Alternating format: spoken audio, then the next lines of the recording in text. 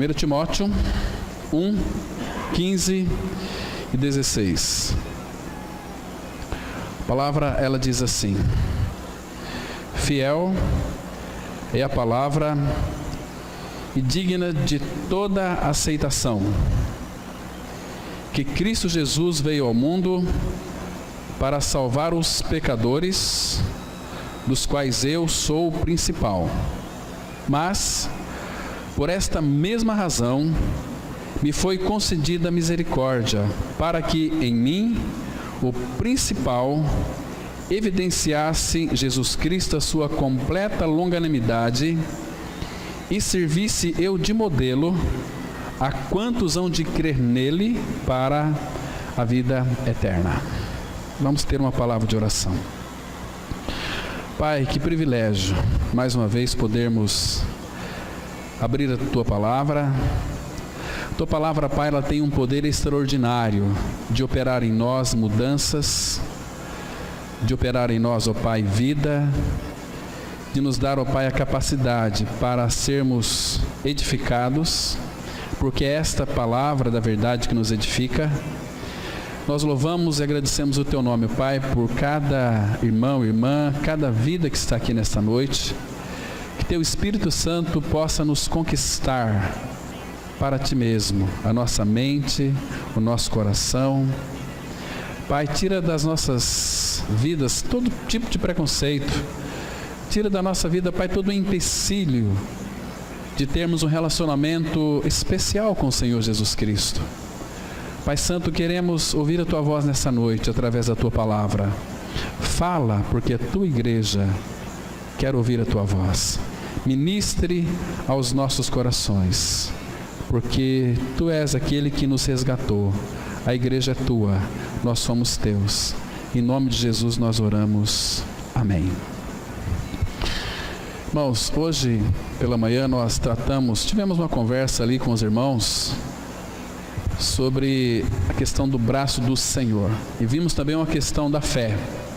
Lemos aquele texto de Romanos 10, 17, que a fé vem pelo ouvir, e ouvir da pregação de Cristo. Muito interessante. Nós não podemos confundir aquele texto, como muitos pensam, que por eu estar lendo muita Bíblia eu vou ter muita fé. Isso aqui é uma heresia, isso não existe na Bíblia. Quando aquele texto fala que a fé vem pelo ouvir, e ouvir da pregação da palavra, está mostrando que quando o evangelho da graça ele é pregado, Deus então abre os céus para nós, pela sua graça, e nos dá a fé para crer e para não crer.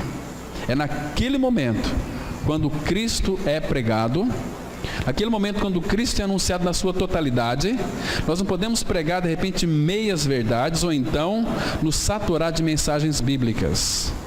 Se a leitura da Bíblia aumentasse a nossa fé, certamente nós estaríamos aqui cheios de fé, explodindo de fé. Não é isso.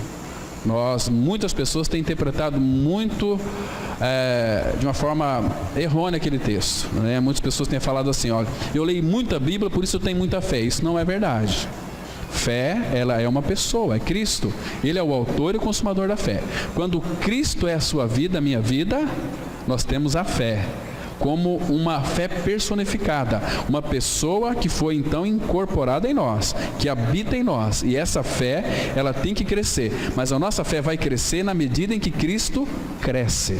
Quando Cristo cresce, automaticamente eu sou diminuído. Ele só vai crescer, ser formado em mim, quando a cruz estiver operando.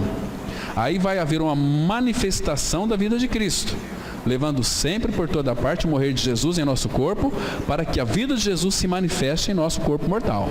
Então, aquele texto lá de Romanos 10, 17, que fala que a fé vem pelo ouvir e ouvir a pregação da palavra de Cristo.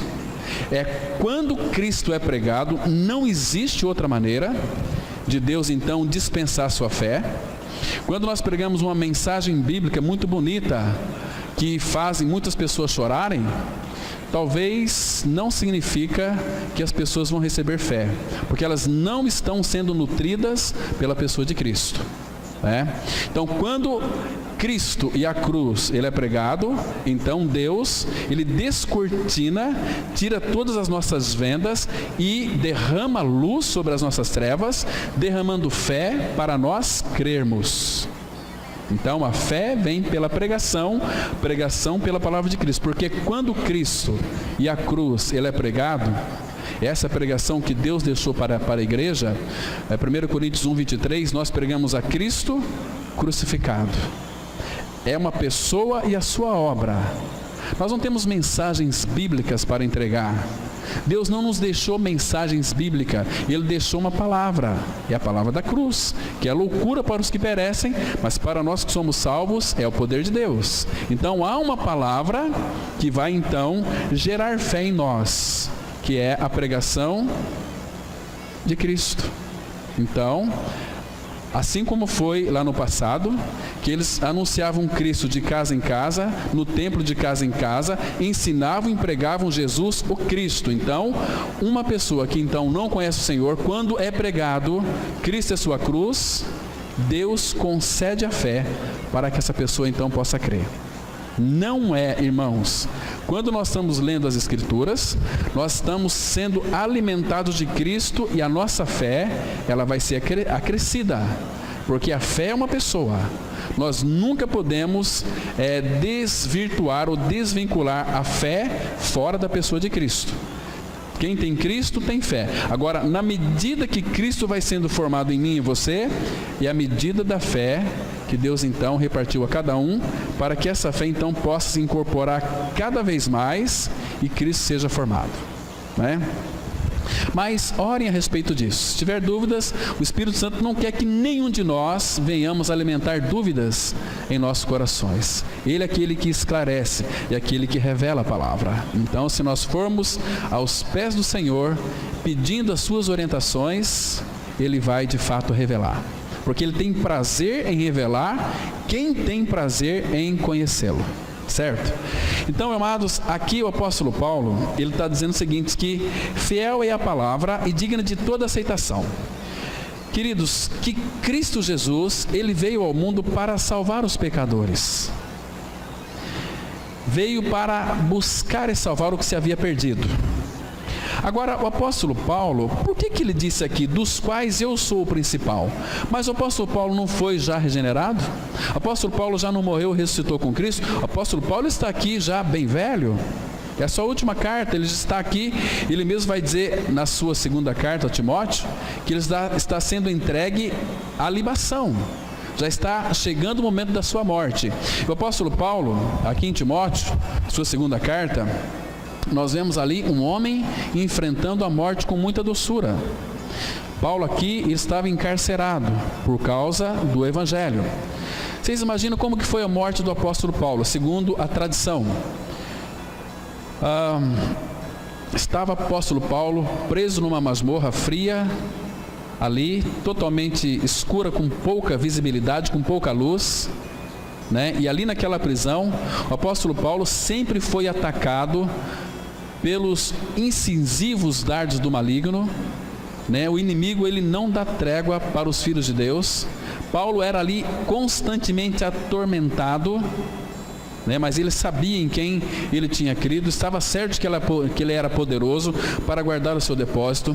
Então o apóstolo Paulo serve, irmãos, de modelo para cada um de nós. Cada um de nós. De repente, ouve-se aquela voz, aquele soldado entra com um monte de chaves, pedindo, ou perguntando, quem é Paulo? E aquela voz já muito ali trêmula, já um pouco envelhecida, o apóstolo dos gentios, que através dele chegou essas cartas até nós, um homem que foi muito usado, que quando o Senhor o chamou, disse assim, eu vou mostrar para ele o quanto importa ele sofrer por causa do meu nome. Então Paulo, no seu ministério de pregação da palavra, de um homem de Cristo, plenamente, totalmente, ele sofreu tantas afrontas, ele apanhou muitas vezes, foi tido como morto, foi apedrejado, foi um homem que de fato sofreu, não pela igreja, sofreu pela pessoa de Cristo. E eu tenho certeza que ele sofreria tudo novamente. Então, naquela prisão fria, é chegado a hora do apóstolo Paulo partir, e é chamado ele. E aí leva Paulo para a guilhotina. Aquele Paulo já velho, o velho apóstolo, que fez aqui nessa primeira carta ao Timóteo, segunda carta a Timóteo, fez confissões maravilhosas, magníficas, que nos fazem corar de vergonha, irmãos, porque nós estamos vivendo um cristianismo muito frouxo, um cristianismo como que leite com água, um cristianismo sem compromisso, um cristianismo totalmente voltado para nós mesmos. Mas Paulo sempre teve um chamado. O chamado foi para sofrer, foi para pregar Cristo crucificado. Mas eu creio que os maiores sofrimentos de Paulo foi quando ele pregava e as pessoas rejeitavam este evangelho da graça, que trazia para eles amor, virtude, trazia para eles vida eterna. Mas então chegou o grande momento do apóstolo Paulo ser martirizado. Colocá-lo então numa guilhotina, o velho Paulo com o pescoço ali, soltou a guilhotina, cabeça para um lado, corpo para o outro lado, do nosso querido apóstolo Paulo. Que temos essas lindas e preciosas cartas. Irmãos, eu tenho certeza que muitos dos que estão aqui, de fato, não têm respondido ao Senhor de uma maneira na qual Ele tem pedido, na qual Ele tem reivindicado na sua igreja, para sermos uma testemunha viva de Cristo. Irmãos, não adianta nós confessarmos que morremos e ressuscitamos com Cristo, se a nossa vida, o nosso proceder desmente isso. Está muito longe dessa realidade. E Paulo aqui tinha morrido e ressuscitado com Cristo. Ele fala que era o principal dos pecadores, mas por que isso, irmãos? Sabe por quê? Porque Paulo, ele estava tão perto da luz, porque Paulo, ele era um homem já maduro aqui, amadurecido, aperfeiçoado, um homem, eu vejo, perfeito em Cristo. Mas ele fala uma coisa aqui muito estranha. Jesus veio ao mundo para salvar os pecadores, dos quais eu sou o principal. Por que Paulo se achou aqui como um dos principais pecadores? Se quando ele não conhecia o Senhor, ele já procurava guardar a lei à risca, dos judeus, segundo a lei fariseu. Era um homem irrepreensível que ninguém poderia apontar para Paulo e achar nele um defeito. Era um homem perfeito, segundo a lei. Mas quando ele teve uma visão de Cristo, ele percebeu que ele não era nada disso, porque ele cobiçava. Diz lá em Romanos 7, eu não teria conhecido o pecado se a lei não dissesse, não cobiçarás. E Paulo cobiçava. E agora aqui ele passou pela sua morte e ressurreição com Cristo, teve a visão de Cristo. Ele considerou tudo aquilo que ele conquistou, toda a sua formação teológica, foi instruído aos pés de Gamaliel. De repente ele joga tudo fora, todo o seu academicismo, ele joga todos os seus conhecimentos da lei, considera como esterco para ganhar a Cristo e ser achado nele, não tendo justiça própria. Irmãos, agora aqui no final da sua vida, Paulo diz que ele era o principal dos pecadores. Mas por que Paulo está dizendo isso aqui? Sabe por quê? Porque, queridos, a palavra fala que todo aquele que se aproxima da luz, todo aquele que se aproxima de Cristo se aproxima da luz. Então, quanto mais Paulo se aproximava de Cristo, mais a sua luz incidia luz nas suas trevas. Então, Paulo conhecia o Senhor. Ele, pelo fato de ter conhecido o Senhor, ele conhecia a si mesmo. Então, quanto mais perto da luz Paulo estava, mais ele via que era um dos principais dos pecadores. Olha, eu preciso de misericórdia. Tanto é que nas suas cartas, menos essas duas aqui, ele sempre vai dizer o seguinte: graça e paz, mas chega aqui em 1 e 2 Timóteo, vocês vão observar que ele acrescenta graça, misericórdia e paz. Por quê? Porque versículo 16 começa assim: mas por essa mesma razão, ou seja, por eu ser o principal dos pecadores, me foi concedida misericórdia.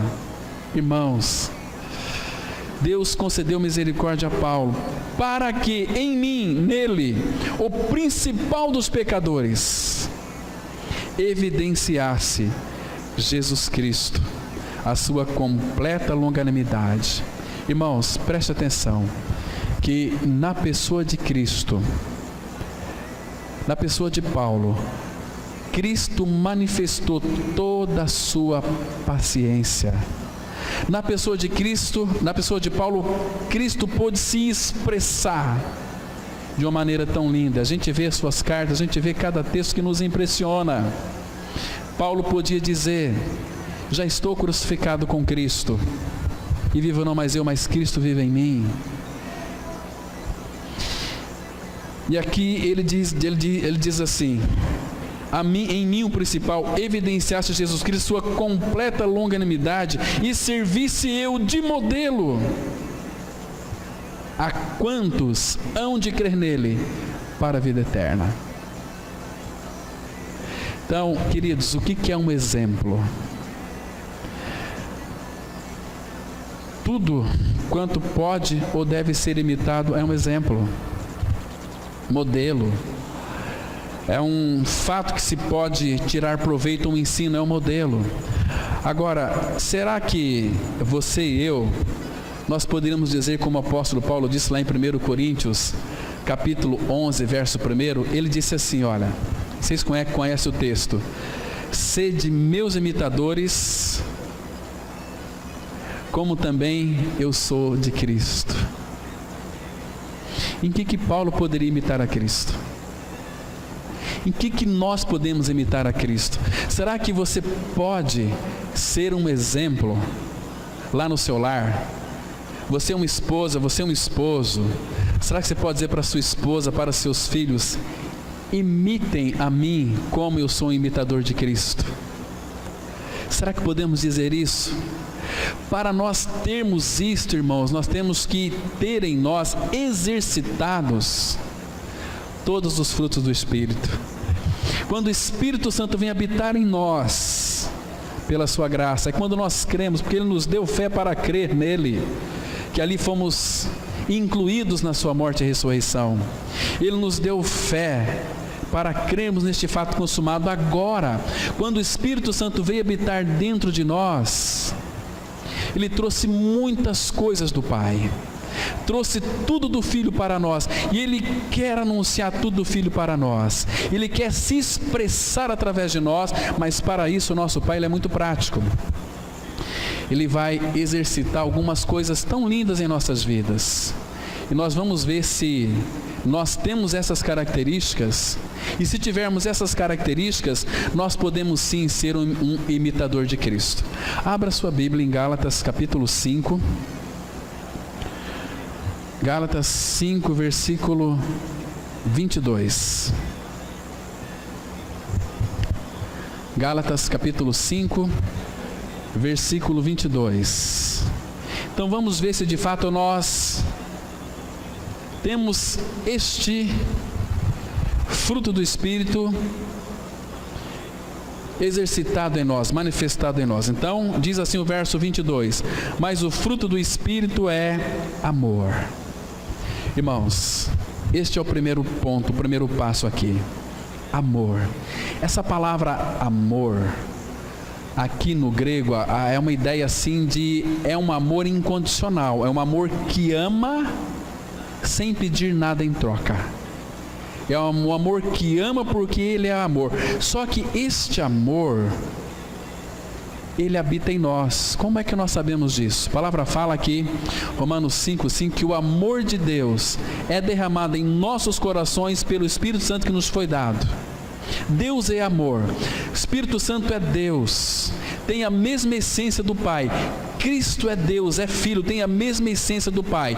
Paulo vai dizer o seguinte, que o amor de Deus que está em Cristo, todo o amor do Pai, Deus colocou em Cristo e colocou Cristo em nós. Nós temos o amor de Deus no nosso coração. O problema é que este amor ele tem que ser expresso, ele tem que ser exercitado. Só que nós somos tão ignorantes que nós não percebemos que Deus, Ele cria circunstâncias, Ele cria situações ao nosso derredor, para que então nós venhamos exercitar este amor. Queridos, às vezes tem muitos homens não sabem, porque muitas vezes as suas mulheres ficam meia chatas, ficam implicantes, elas ficam rabugentas, elas ficam, sabe por quê? Para que eu e você que é marido, possamos amá-las. Amá-las. Queridos, eu sou tão falho nisso. Deus tem tido tanta graça, de misericórdia para comigo, que eu sou tão tardo e duro de coração para compreender os seus desígnios. Deus, irmãos, Ele coloca pessoas chatas à nossa volta, pessoas que são não pessoas amáveis. Pessoas amáveis é fácil de nós amarmos, mas as pessoas que não são amáveis, é essas que Deus vai colocar diante de nós para nós amarmos, exercitar o fruto do Espírito. É que a gente se esquece que estamos crucificados, que não é mais nós, mas é Cristo. Queridos, lembre-se disso, que é Cristo. E às vezes quando o marido chega em casa, todo às vezes bravo, ele precisa às vezes ser amado. Então, nós temos o fruto do Espírito, temos amor, um amor divino, um amor que ama incondicionalmente. Então, este amor, ele quer se manifestar através do marido, da esposa, do jovem, do adolescente. Então, nós temos, irmãos, exercitado este amor, como igreja, um para com os outros, temos amado de verdade. Essa igreja, graças ao Senhor, tem aprendido a amar, tem aprendido a abraçar, tem aprendido a acolher. Isso é tão maravilhoso. Hoje, que comunhão gostosa tivemos ali na fazenda, né? Nós vimos ali, tivemos estudo da palavra, tivemos um delicioso almoço, depois brincamos na piscina, né? Os irmãos conversando um com os outros. Eu acho tão lindo isso. Quantas vezes chegava alguém perto de mim, eu ficava tão emocionado de ver grupinhos de irmãos reunidos, sentados, conversando. Isso é tão maravilhoso. A família, bendito do Senhor, deixaram televisão, deixaram uma série de coisas, se isolaram, foram para o campo, sentaram, outros foram pescar, conversando. Fui visitar o irmão ali, estava pescando, falou: não estou pegando peixe, mas a gente está tendo aqui uma conversa muito gostosa. Que bom, irmão, isso é gostoso. Conversar, se deliciar, e ter prazer na comunhão com o irmão, isso é tão bom. É propósito do Pai para a sua igreja, uma igreja que ama, uma igreja que vai contagiar o seu país, sua cidade, seu bairro. Na minha casa tem uma igreja, nós temos que fazer a diferença. Na sua casa é uma igreja, ali é um pedacinho do céu. Tem amor de Deus no seu coração, você tem poder de Deus para amar, para perdoar, para fazer a diferença.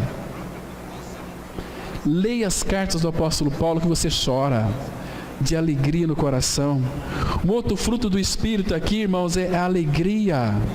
Queridos, nós temos vivido uma época de pessoas tão tristes, pessoas tão deprimidas, depressões profundas, pessoas agitadas no seu interior. Por quê? Porque não tem alegria. Uns evangélicos que se dizem evangélicos, que se dizem crente, mas são uns caras amarradas, umas caras de cachorro bravo. Parece que matou 10 pessoas, não pode nem chegar perto. Queridos, a alegria é a senha do cristão, é o distintivo da nova criatura. A alegria é a senha dos amigos. Até a criança, quando eu peguei aqui o João Lucas, a primeira coisa que ele fez foi olhar para a mãe fez assim, sorriu. Então ele ficou à vontade, né? Porque teve a aprovação da mãe, sorriso, a alegria. Então ele não chorou. Mas se a mãe faz cara feia e o Lu, opa, eu estou aqui em colo estranho, já ia chorar. Então tem o sorriso, a alegria. Queridos, a alegria é algo que a nova criatura, ela possui, ela tem. O amor é Cristo, a alegria é uma pessoa, é Cristo. Quem tem Cristo é uma pessoa alegre. Agora, quem diz que tem Cristo e não tem alegria, é uma pessoa que de fato nós temos que questionar se de fato tem a vida de Cristo. Alegria. Jesus disse: tenho-vos dito estas coisas para que a minha alegria esteja em vós, a vossa alegria esteja completa. Se você morreu com Cristo, lá na cruz, morreu mal-humorado. Lá na cruz morreu a tristonha, o tristão. Agora nasceu o cristão, uma nova criatura. Lá na cruz, você ficou livre do seu maior problema, que é você mesmo. O que lhe causa tristeza é você mesmo, não é os outros. É a sua maneira de pensar distorcida, a sua maneira errada de ver as coisas. Mas Cristo é alegria, porque o fruto do Espírito é alegria. Será que nós conseguimos ter alegria nesse tempo que o Brasil está enfrentando uma grande crise econômica? Será que isso aqui é motivo de nós ficarmos tristes? Claro que não. Claro que não. Lembrando aqui da palavra do irmão Mauro, que certa vez o irmão Valdir estava pregando aqui, ele fez uma pergunta, e o irmão Mauro respondeu assim: nada do que está ruim, como é que é? Nada é tão ruim do que possa piorar mais ainda. Ou nada é tão ruim, mas vai ficar mais ruim ainda. Não importa, isso é para o mundo está apodrecendo. Para esse mundo não tem mais solução para este mundo. Este mundo, para a nova criatura, para o cristão, para a igreja, ele está crucificado, está morto, e nós estamos mortos para o mundo. Cristo é a nossa vida. Nós temos uma alegria, é uma alegria eterna. A palavra fala, abra sua Bíblia aqui, no Salmo 16, versículo 11. Queridos, que texto lindo é esse aqui. Salmos 16, verso 11. Olha que lindo salmo, irmão. Vamos ler apenas o versículo 16, versículo 11. A palavra de Deus, ela diz assim, olha: que promessa preciosa. Diz assim a palavra: tu me farás ver os caminhos da vida, na tua presença há plenitude de alegria, a tua destra delícias perpetuamente. O único local, o único lugar onde tem uma alegria plena é na presença dele. Porque ele é alegria. Agora a presença dele habita em mim, habita em você, se você creu. Então nós temos uma alegria que ninguém pode mais roubar de nós, que é o Senhor habitando no nosso coração, que nos alegra. Você não vai encontrar alegria em nenhuma outra parte deste universo fora de Cristo. Se Cristo é a tua vida, você tem uma pessoa que te alegra, que te alegra. Abra sua Bíblia em Isaías 35, versículo 10. Isaías 35, verso 10. Olha que texto precioso. Isaías 35, versículo 10. Diz assim a palavra de Deus. Olha que precioso, irmãos. Os resgatados do Senhor, os resgatados, os comprados, os remidos, não outro povo. Os resgatados do Senhor voltarão e virão a Sião com cânticos de júbilo. Alegria eterna coroará a sua cabeça, gozo e alegria alcançarão, e deles fugirá a tristeza e o gemido. Irmãos, o ímpio, ele não faz outra coisa a não ser gemer. Ele geme constantemente. Agora, os resgatados do Senhor, os filhos de Deus em Cristo Jesus, voltarão. Por quê? Por que nós vamos voltar? Porque nós estávamos em Cristo desde a fundação do mundo. Por causa do pecado de Adão, nós fomos separados de Deus por causa do pecado. Mas Cristo veio e nos reconciliou com Ele mesmo. E nos deu o ministério da reconciliação, nos trouxe alegria. Então, nós vamos a Sião, mas com cânticos de júbilo. Alegria eterna. Por que alegria eterna? Porque o nosso Senhor, Ele é eterno. Cristo é eterno. A palavra fala, por exemplo, lá em João 10, 28, eu lhes dou a vida eterna, jamais perecerão. Jamais perecerão. Queridos, nós temos uma pessoa que habita em nós, que nos deu vida eterna. Por isso que nós temos uma alegria eterna. A alegria eterna coroará a sua cabeça. Gozo e alegria alcançarão, e deles fugirá a tristeza e o gemido. Quando, irmãos, que uma pessoa que é habitada pelo Senhor, ela não é alegre, que vai ficar gemendo. Aquele que não é alegre no Senhor está desonrando o seu próprio Senhor. E não confunda alegria com tribulação, porque nós podemos sim se alegrar em meio às tribulações e aos sofrimentos, porque nós temos uma esperança viva que é o nosso Senhor Jesus Cristo, uma pessoa tão maravilhosa, uma pessoa, o Todo-Poderoso habitando em nós. Irmãos, para pensar, reflita nisso. O Todo-Poderoso, o Criador, agora habitando dentro da criatura que Ele criou.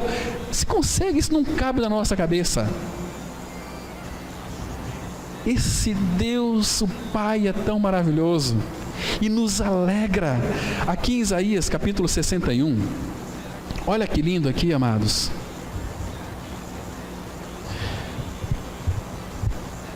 Isaías 61, versículo 3.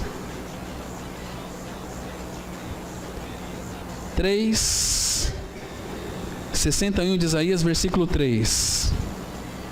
E a pôr sobre os que em Sião estão de luto uma coroa em vez de cinzas, óleo de alegria em vez de pranto, veste de louvor em vez de espírito angustiado, a fim de que se chamem carvalhos de justiça, plantados pelo Senhor para a sua glória.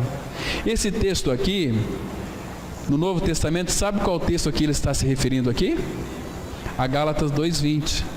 Já estou crucificado com Cristo, vivo não mais eu, mas Cristo vive em mim. Porque cristianismo é uma vida substituída, não mais eu, mas Cristo. Então esse texto aqui vai dizer exatamente isso. E a pôr sobre o que em Sião estão de luto uma coroa em vez de cinzas. Porque uma pessoa sem a vida de Cristo, ele de fato, o que aguarda ele é luto. Ele vai morrer. A esperança acaba num túmulo. Mas uma coroa em vez de cinzas, óleo de alegria. Olha, aqui uma figura do Espírito.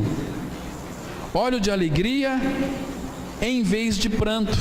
É vida substituída. Veste de louvor em vez de espírito angustiado, a fim de que se chamem carvalhos de justiça, plantados pelo Senhor para a sua glória. Olha aqui o versículo 6. Mas vós sereis chamados sacerdotes do Senhor, e vos chamarão ministros do nosso Deus. Comereis as riquezas das nações, e na sua glória vos gloriareis. Olha o versículo 7. Em lugar da vossa vergonha, tereis dupla honra. Em lugar da afronta, exultareis na vossa herança. Por isso, na vossa terra possuireis o dobro e tereis perpétua alegria. Que lindo é isso, irmãos. Não fica andando aí com cara de maracujá de gaveta. Ser uma pessoa alegre, porque Cristo é a sua vida, Todo-Poderoso, que a alegria habita no seu interior. E ele diz assim, olha só aqui, o versículo 9. Que razão que nós temos como família do Senhor para nos alegrar, diz assim a palavra: a sua posteridade será conhecida entre as nações. A posteridade dele, Jesus, ele quando fez carne, ele não teve uma linhagem, mas nós somos a posteridade dele.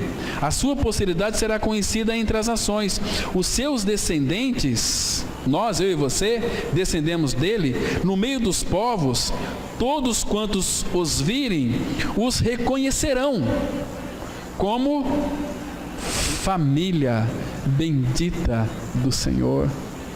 E o povo aí fora nos reconhece como família bendita do Senhor. Irmãos, que lindo é isso. Isso não alegra o coração, não faz vibrar o nosso coração. As cordas do nosso coração parece que elas estão assim como que um violão, vibrando uma na outra, porque está escrita a palavra de Deus. E olha o versículo 10. regozijar-me-ei muito no Senhor. A minha alma se alegra no meu Deus, porque me cobriu de vestes de salvação e me envolveu com um manto de justiça, como o noivo que se adorna de turbante, como a noiva que se enfeita com as suas joias. Ah, meu Deus, que coisa tão preciosa. Então, uma nova criatura, ela tem alegria. Não aquela alegria que é produzida por pilheiras, por piadinhas. Contam piada e kkkk, não é essa alegria. É uma alegria constante. É uma alegria que não depende de circunstâncias boas nem ruins. Depende de Cristo habitar em mim. Isso é maravilhoso. É lindo, irmãos, quando você de fato conversa com nova criatura, com o Filho de Deus, que o falar dele é um falar gracioso, um falar gostoso, um falar alegre, um falar cheio de sabedoria. É bom demais ser família bendita do Senhor. É bom demais ser habitado pela pessoa de Cristo. Que maravilha! Mas vamos lá para o texto de Gálatas. Vamos ver mais um outro fruto ali que nós temos que expressar para sermos imitadores de Cristo. Então, para você ser um imitador de Cristo, você tem que ter o amor manifesto. Esse amor tem que ser exercitado, né? E depois você tem que ter alegria, porque o Espírito é alegria. E depois a outra palavrinha que aparece aqui é paz. Paz. Amados, a Bíblia vai dizer que o ímpio, ele não tem paz. Em Isaías, vamos voltar lá para Isaías 57, versículo 20 e 21. Isaías 57, versículo 20 e 21. Olha a condição do perverso ou do ímpio, né? A palavra de Deus diz assim, olha, Isaías 57, versículo 20 e 21. A palavra de Deus, ela diz assim: mas os perversos são como o mar agitado, que não se pode aquietar, cujas águas lançam de si lama e lodo. Para os perversos, diz o meu Deus, não há paz. O perverso, ele é perturbado. O que perturba ele é a crise financeira. O que perturba ele é quando o combustível sobe. O que perturba ele é que está chegando o dia da sua partida desse mundo, da sua morte, ele não sabe para onde que vai. O que perturba ele não tem paz. Agora, quando cremos que morremos e ressuscitamos com Cristo, irmãos, não é que Ele vai nos dar paz para nós. Cristo é a nossa paz. Em Efésios capítulo 2, versículo 14, a Bíblia diz assim que Ele, Jesus, é a nossa paz. Quem tem Cristo tem amor, tem alegria e tem paz. Paz em qualquer tipo de circunstância. Olha, vai acontecer uma coisa terrível na sua vida, eu tenho paz. Tem alguns irmãos, testemunhos de irmãos do passado. Dr. Martin Lloyd Jones, ele morreu em 1981 com câncer. Tinha um grupo de irmãos que iam orar por ele. Ele disse o seguinte: olha, queridos, não orem mais por mim, vocês não me detenham da glória. Ele disse assim também: este câncer aqui dói muito, mas eu tenho paz. Eu tenho paz. E para nós que cremos no Senhor, que temos o Senhor como a nossa habitação, abra sua Bíblia em 2 Tessalonicenses, capítulo 3, versículo 16. Nós temos uma pessoa que nos dá a paz, e esta paz foi fruto da justificação, que fomos justificados mediante a fé na cruz em Cristo, por isso que temos paz com Deus. Romanos 6,7, a palavra fala assim, que aquele que está morto, justificado está do pecado. Se você foi justificado, a palavra justificado é ainda que eu e você nascemos pecadores por natureza, cometemos muitas coisas que Deus poderia nos condenar ao inferno, mas Ele nos justificou na cruz em Cristo, e quando o Pai olha para nós, é como que se eu e você nunca tivéssemos cometido um pecado sequer. Ele nos vê tão puros, tão justos, tão perfeitos, tão sem defeito, irmãos. porque o sangue de Cristo tem esse poder. É o sangue da sua cruz que nos traz uma paz, que nos aproxima do Pai. Nós podemos nos debruçar no colo do nosso Pai Celestial. Oh, irmãos, que precioso. E aqui ele fala aqui, 2 Tessalonicenses capítulo 3, versículo 16, que diz assim: ora, o Senhor da paz, por quê? Porque Ele é a paz. Ele mesmo vos dê continuamente a paz em todas as circunstâncias. O Senhor seja com todos vós. Está vendo aqui? Ele vai nos dar a paz, não em uma, em duas, mas em todas as circunstâncias.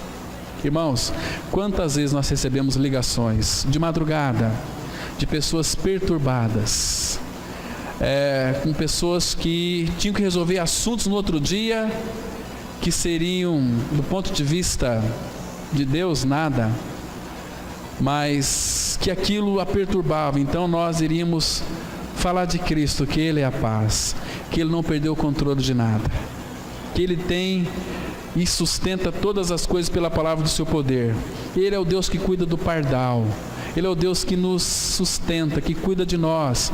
Pedro fala assim: lançando sobre Ele toda a vossa ansiedade, porque a ansiedade tira a paz. Então coloque diante do Senhor, lance sobre Ele toda a vossa ansiedade, porque Ele tem cuidado de vós.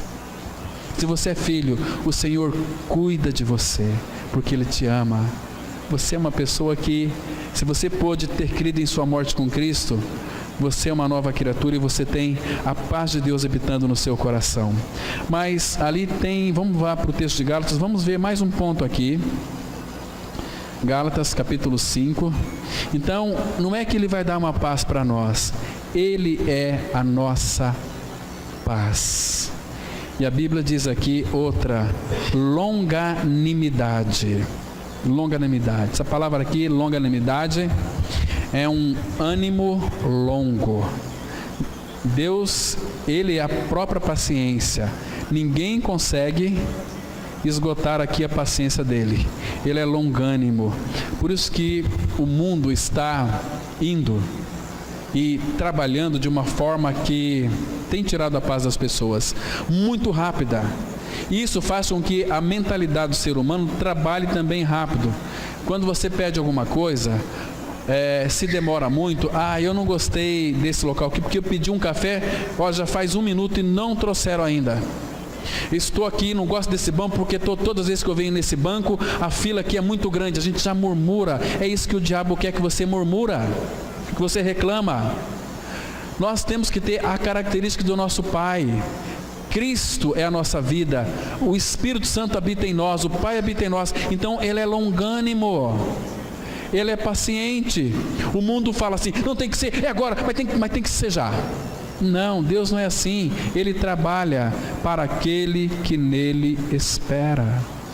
E todo o precipitado, ele peca. Aquele que é precipitado sempre está tomando decisões tão erradas, irmãos. Não tem essa longanimidade. Vamos esperar no Senhor. Esperar. Entrega o teu caminho ao Senhor, confia nele e Ele tudo fará. Não adianta você se apressar, irmãos. A palavra fala em Isaías: aquele que crê não se apressa. Não se apressa. Nós temos longanimidade. Queridos, aquele povo de Israel, eles pereceram ali 40 anos no deserto. Por quê? Porque eles se impacientaram no caminho, se tornaram tão impacientes. Nós ficamos às vezes tão impacientes com coisas tão insignificantes. Então nós temos que exercitar a sua longanimidade, para então sermos imitadores de Cristo. Tudo isso Ele nos dá para nós, mas Ele quer exercitar. Depois vocês leiam com bastante cuidado, cada um desse fruto do Espírito aqui, que é longanimidade, benignidade, bondade, fidelidade, mansidão, domínio próprio. Você vai perceber que tudo isso você tem, eu e você tem. Agora nós temos que descobrir como que vamos expressar isso, porque Deus vai usar a prática para manifestar cada um desses itens na sua vida como realidade espiritual. Você não pode ser um cristão teórico. Eu conheço a verdade. Você está enganado. Deus, Ele é tão prático conosco. Deus, Ele nos ama tanto que Ele quer que os seus filhos andam na verdade. Quando nós andamos na verdade, não existe outra coisa que alegra o coração do Pai, é dele ouvir que nós, seus filhos, praticamos a verdade, andamos na verdade. Abra sua Bíblia lá em 3 João, 1 João, 2 João, 3 João, antes de Judas, só tem um capítulo, vamos ler o versículo 4. Olha aqui a expressão do coração do nosso Pai Celestial, irmãos, que lindo é isso aqui. Ele diz assim, olha só aqui: não tenho maior alegria do que esta, a de ouvir que meus filhos andam na verdade. Não basta conhecer a verdade, você tem que andar na verdade. E andar na verdade é praticar a verdade. Agora, todos os frutos do Espírito, para sermos imitadores de Cristo, o Pai precisa colocar diante de nós circunstâncias para que esses frutos do Espírito sejam desenvolvidos. Senão nós nunca vamos desenvolvê-los, né? Nós vamos ser cristãos que frequentam a comunidade, ouvimos a mensagem, vamos para casa, e domingo tem de novo, quarta tem de novo, segunda tem de novo, e por aí vai. Não é isso que o Pai quer. Quer que nós pratiquemos a verdade. Então, como que vamos amar? Ele vai colocar pessoas que não são amáveis para a gente amar. Como a gente vai ter alegria neste mundo, irmãos? Ele é a nossa alegria. Como vamos ter paz em meio a essas guerras? Ele é a nossa paz. Como vamos ter paciência? Ele é a nossa paciência. Como nós podemos ser bons? Ele é a nossa bondade. Como eu não consigo me dominar? Ele é o nosso domínio próprio. Mas tem que ser exercitado. Ele vai criar situações para deixar você estressado, bravo, nervoso, para explodir, e você vai falhar, e eu também tenho falhado muitas vezes, mas ele vai levar você de volta aqui, começar tudo de novo, até nós aprendermos a lição. Então, diante de qualquer situação difícil, lembre-se que o Pai está envolvido nisso. Qualquer situação, de repente é no trânsito, Deus vai te provar ali no trânsito, você está a 60 por hora e alguém atrás buzinando, ele está querendo exercitar domínio próprio e a longanimidade.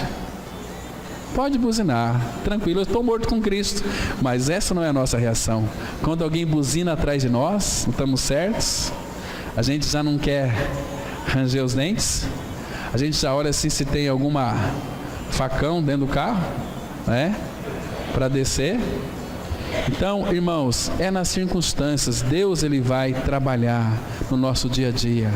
Por isso que, se nós entendermos aquela palavra que Jesus falou para nós, para a igreja: olha, se vocês quiserem vir após mim, se vocês quiserem, não é obrigado, mas se vocês quiserem, negue-se a si mesmo.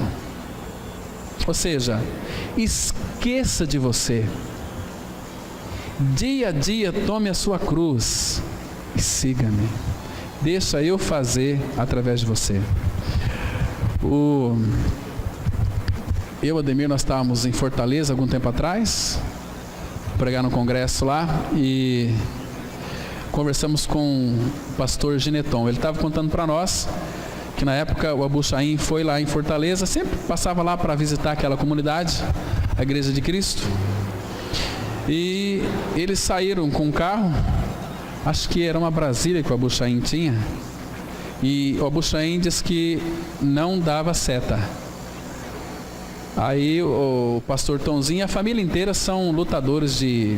um é faixa preta em taekwondo, outro em karatê, kung fu, são os lutadores.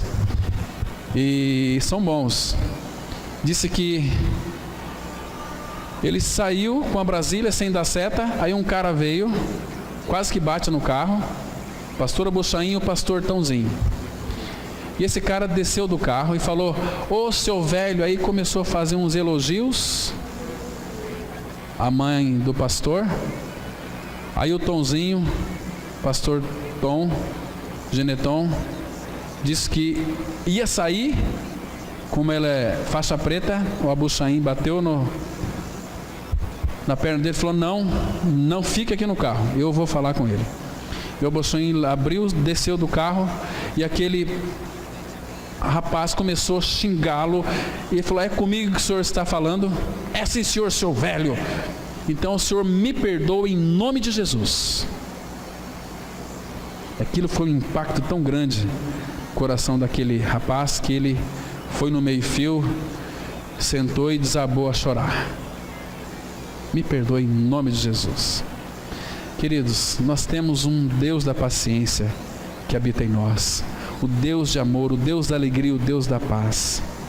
Quando Paulo diz que sede meus imitadores como eu sou de Cristo, se você ler as suas cartas, você vai ver que Paulo, ele amava, que Paulo tinha alegria, que Paulo tinha paz, que Paulo tinha longanimidade, que Paulo tinha bondade, que Paulo tinha fidelidade, que Paulo tinha domínio próprio. Então ele podia dizer: sou imitador de Cristo. Agora o Pai, pelo seu Espírito, através do trabalho da cruz, quer nos levar a essa maturidade espiritual, irmãos, para nós não sermos cristãos denominacionais, não sermos cristãos igrejeiros, querem ser cristãos práticos, que vivem uma família bendita do Senhor, expressando aquilo que Ele é. Nós não temos frutos nenhum nosso, mas o fruto que vamos expressar é aquele que Ele colocou em nós. Qual é a nossa dificuldade em expressar isso? Não é tão bom? Olha, eu fico tão emocionado quando eu vou, às vezes no trânsito, atravessar a rua. Às vezes o carro vem vindo, eu paro, aí o motorista faz assim: pode passar. Tenho vontade de ir lá dar um abraço e um beijo no motorista, de alegria. A educação, a paciência, é tão bom isso, irmãos. E a gente aprende também, né? Quando vem alguém passando, a gente para, a pessoa ela fica toda alegre, feliz. Faz joia. Isso é precioso. Então nós temos este tesouro habitando dentro de nós, e Ele quer se expressar através de nós. Agora nós temos que deixar. Eu não consigo, queridos, peça ao Senhor que opere a cruz profundamente no seu interior, para que a vida de Cristo, então, ela vai se manifestar. Jesus só vai se manifestar em um morto com Ele. Amém? Então vamos orar. Nosso Pai, nós te damos muitas graças pela Tua palavra, tão rica, tão cheio de significado, porque é a Tua palavra. Essa mesma palavra, Pai, que Tu usaste para criar terra, céus e mar, todo esse universo, e a mesma palavra que Tu enviaste a este mundo para nos curar, nos livrar daquilo que era mortal, é o Teu Filho Jesus. Muito obrigado porque Ele foi para a cruz e morreu e nos incluiu na Sua morte e ressurreição, para que nós tivéssemos vida, vida em abundância. Pai, nós temos o fruto do Espírito. Todos eles, Pai, estão guardados em nosso coração. Mas nós somos tão cheios de nós mesmos. A nossa alma, ela fica tão aflorada. O nosso ego, Pai, é que, de fato, quem determina as coisas. Mas, Pai, nós desejamos tanto uma vida governada pelo Senhor. Pai, nos ensina a tomar o caminho da cruz, para que a vida do Teu Filho bendito se manifeste em nós. Pai, faça isso em cada um de nós nessa noite, por misericórdia. E nos dê, Pai, uma semana protegidos, guardados em Teu nome. Abençoa, Pai, as pessoas que o Senhor vai colocar diante de nós para a gente amar, para a gente demonstrar este amor amando-as, se alegrando no Senhor, Pai, para que essa alegria possa contagiá-los, tendo a paz de Cristo em qualquer tipo de circunstância, que ela venha se expressar, se manifestar, que a Tua longanimidade possa se manifestar através de nós, Pai. Nos abençoe, Pai. Faça isso nessa semana. Abençoa os nossos lares, proteja de todos os perigos e males. Pai, nós sabemos que em Cristo nós somos mais que vencedores e teremos uma semana de vitória. É o que nós te pedimos, em nome do Senhor Jesus Cristo. Amém.